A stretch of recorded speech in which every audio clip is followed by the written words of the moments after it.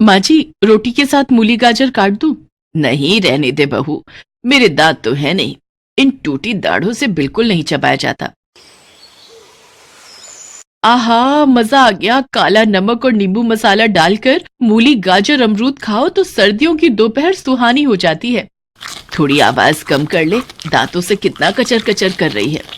अब दांतों से चबा चबा कर खाऊंगी तो आवाज तो आएगी ही ना प्यारी सासू माँ। अच्छा, मैं रसोई से दाल और लेने जा रही हूँ, आप लोगी? नहीं, मेरा हो गया बस। अरे रेखा बहू, रसोई में जा रही हो तो ये मूंगफली की पट्टी और रेवड़ी गज्जक लाया था, ये भी लेती जाओ। वाह बाबूजी, गजक शुरू हो गई। तिल मावे के लड्डू भी ले आते, पता है लड्डू मुलायम होते हैं, वो मैं भी खा लेती हूँ। तो कल ले आऊंगा, दुकान कौन सी दूर है। और वैसे भी अब सर्दियों में तो रोजाना गज्जक रेवड़ी मूंगफली इसी का सीजन है।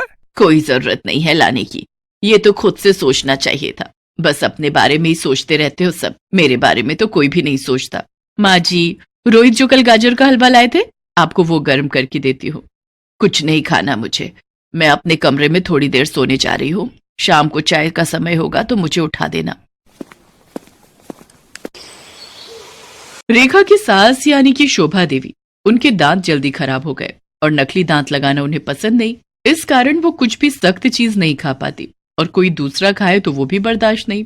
ऐसे अक्सर ही होता था। प्रेमा दीदी ने शादी की भाजी कितनी सख्त बनाई है, मट्ठी और शक्कर पारे चबाए तक नहीं जा रहे। हमने बनवाई थी भाजी रोहित की शादी में, मिठाई मुंह में घुल जाती थी, इतनी मुलायम बनवाई थी। तभी सब बोल रहे थे कि मिठाई घेर मेर हो गई थी, वो मिठाई कम हलवा ज्यादा लग रही थी।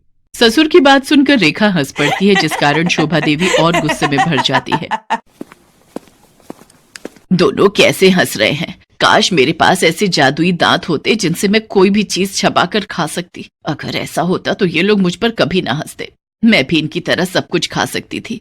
पर ये सब जादुई परियां करती हैं, छड़ी घुमाई और जादू से वो चीज दे देती हैं। पर भला कौन परी मेरे लिए धरती पर आएगी और मुझे जादुई दांत देगी? किसके पास इतना समय है? शोभा की ये बात परिलोक की रानी पंखुड़ी सुन लेती है और वो शोभा देवी के सामने प्रकट होती है। तुमने ये कैसे सोच लिया कि परियां मुसीबत के समय सहायता करने नहीं आती? तुम्हारी आवाज परिलोक में मेरे कानों तक पहुंच गई थी। अगर तुम्हें जादुई दांत चाहिए तो वो मैं तुम्हें दे दूंगी, फिर तुम उन जादुई दांतों की सहायता से कुछ भी खा सकती हो।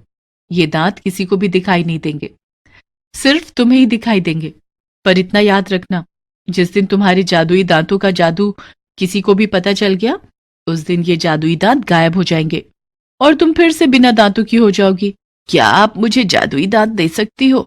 हाँ, मैं ध्यान रखूंगी, मैं किसी को भी जादुई दांतों का पता नहीं चलने दूंगी। आप मुझे जादुई दांत दे दो। पंखुड़ी परी हवा में जादुई छड़ी घुमाती है और शोभा के मुंह में जादुई दांत आ जाते हैं और पंखुड़ी परी वहां से गायब हो जाती है। जादुई दांत पाकर शोभा बहुत खुश थी। सबसे पहले वो रसोई में रखे ताजे ताजे अमरूद काट कर खाती है। अरे वाह, मैं तो अमरूद बहुत आराम से खा पा रही हूँ, वरना कब से मैंने अमरूद नहीं खाए थे। जब देखो सख्त अमरूद मंगवाती रहती है रेखा, उसे तो बस अपनी पसंद का ख्याल है। अब एक बार प्रेमा दीदी की भेजी हुई भाजी भी खाकर देखती हूँ। वैसे भाजी खाने में बड़ी मुलायम है, मैं तो वैसे ही कह रही थी कि सख्त है। शोभा देखती है रेखा रसोई में आ रही है। अरे, अमरूद कहाँ गए? यहीं तो रखे थे। माँ जी, आपने कहीं अमरूद देखे? मुझे क्या पता कहाँ गए, मैं भला तेरे मंगाए अमरूद खा सकती हूँ जो मेरे से पूछ रही है? मेरे तो दांत ही नहीं है। शोभा देवी मन ही मन हंसती हुई अपने कमरे में चली जाती है। अब तो रोजाना ही वो सब चीजें गायब हो रही थी जो शोभा देवी नहीं खा पाती थी। ये सब देखकर रेखा का दिमाग खराब हो रहा था कि आखिर खाने की चीजें गायब कहाँ हो जाती हैं। रोहित, पापा जी, मुझे आप दोनों से कुछ कहना है। पता नहीं कुछ दिनों से घर में खाने का सामान चोरी हो रहा है। बादाम, काजू, अखरोट, फल, कच्ची सब्जियां, नमकीन, बिस्कुट, सब कुछ घर से गायब हो रहा है। आप जो मूंगफली की पट्टी लेकर आए थे, वो तो डिब्बे में से पूरी गायब है। ऐसे कौन ले जा सकता है?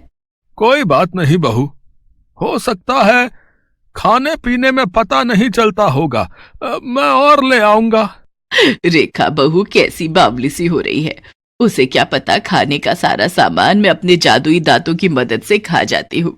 सचमुच रेखा बहू सही कह रही थी। सर्दियों में गाजर मूली खाने का अलग ही मजा आता है। वैसे मैंने तो आज चुकंदर भी काटा है, जल्दी से सलाद खा लेती हूँ। अरे वर्मा जी के घर की रसोई में आग लग गई है। घर के अंदर वर्मा जी के पोता पोती ही थे। वो दोनों छोटे हैं और डर गए हैं, इसलिए दरवाजा नहीं खोल रहे। तो गेट को तोड़ देते हैं, मजबूरी है, बच्चों की जान को भी खतरा है। फायर ब्रिगेड को फोन किया। अरे वर्मा जी और उनका बेटा आ रहे हैं।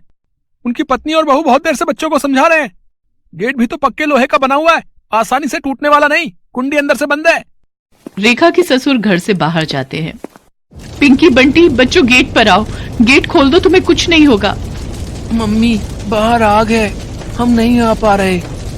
मम्मी मम्मी, हे भगवान मेरे पोता पोती की रक्षा करना। माँ जी, पड़ोस की वर्मा आंटी के घर आग लग गई है। रेखा शोभा देवी को सारी बात बताती है। फायर ब्रिगेड भी आएगी तो समय लग जाएगा, बच्चे बस सही सलामत बाहर आ जाए। मेरे पास तो जादुई दांत है, अगर मैं इनकी मदद से कोई सख्त से सख्त चीज खा सकती हूँ तो काटने का काम भी तो कर सकती हूँ। अगर मैं लोहे के गेट को काट दूं तो बच्चों की जान बच जाएगी, पर मेरे दांतों के जादू के बारे में सबको पता चल जाएगा। पर इस समय बच्चों की जान बचानी जरूरी है। मेरा क्या, मैं तो बूढ़ी हो चुकी हूँ। माँ जी, आप कहाँ जा रही हो? माँ जी, पड़ोस में जा रही हूँ उनका लोहे का गेट काटने। क्या? शोभा देवी ने अपने दांतों से गेट का लोहा काटना शुरू कर दिया। कुछ ही समय में शोभा देवी ने अपने दांतों से गेट को बीच में से काट दिया और गेट खुल गया। आंटी जी, आज आपने मेरे बच्चों की जान बचा ली, वरना आज के जमाने में ऐसे पड़ोसी कहाँ मिलते हैं जो अपनी जान पर खेलकर किसी पड़ोसी की जान बचाएं। कोई बात नहीं, तुम भी मेरी रेखा बहू जैसी हो। बच्चों की जान बचाना मेरा फर्ज था और ये करना मेरे बस में था, इसलिए मैंने ऐसा किया। माँ जी, आपके पास जादुई दांत है, तब भी मैं कहूं घर से खाने की चीजें कहाँ जा रही हैं? बहू, है नहीं थे, मतलब?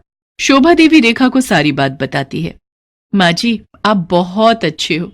अब से मैं वादा करती हूँ आपको कभी भी ये एहसास नहीं होगा कि आप कुछ खा नहीं सकते। शोभा के पास जादुई दांत तो नहीं थे, पर अपनों के प्यार ने उसे ये महसूस ही नहीं होने दिया। रेखा जब भी सलाद काटती तो सास के लिए कद्दूकस से कसकर बढ़िया सा बना कर देती। अब तो घर में अमरूद भी मुलायम आने लगे और गजक आती तो सबसे पहले मावे के लड्डू शोभा के हाथ में दिए जाते। ऐसे ही सबसे पहले शोभा की पसंद और नापसंद का ख्याल रखा जाता। इसीलिए कहते हैं, परिवार में आपसी समझ और प्यार से हर रिश्ता मजबूत बन जाता है।